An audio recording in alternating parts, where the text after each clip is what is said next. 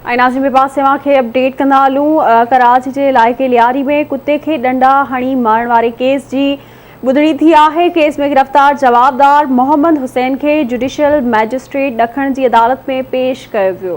बिल्कुल नाज़रीन, अवां कुत्ते के छो मारियो? रहम ना आयो अवां के? अदालत पारां जवाबदार खां पुछाणो कयो वियो। कुत्तो मरियो ना आहे, ज़िंदा आहे। मुंहिंजी असल के कूड़ी में इल्ज़ाम में फासायो वियो आहे। वकील पारां चयो वियो आहे। अवां खे ॿुधाईंदा हलूं, अदालत रिमार्क्स ॾिना आहिनि त जेकॾहिं कुत्तो ज़िंदा आहे त अदालत में पेश कयो वञे।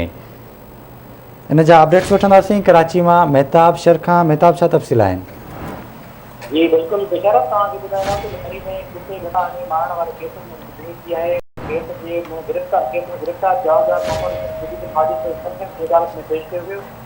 अवां अदालत पारां रिमार्क्स कया विया त जेकॾहिं कुत्ते खे अवां छो मारियो, इहे रहम तव्हांखे कोन आयो त उनजे लाइ वकील पारां रिमार्क्स कया त कुत्तो मरियो आहे, पूरे इल्ज़ाम में अपनी क्लाइंट के फासायो आहे। जॾहिं त कुत्तो ज़िंदा आहे त उनखे अदालत में पेश कयो। जवाबदार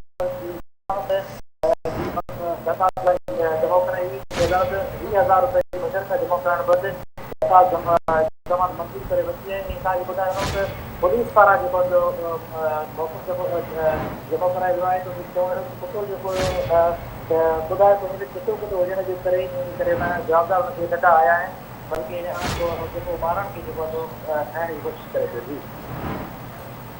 मेहरबानी अवां जी अपडेट करण लाइ।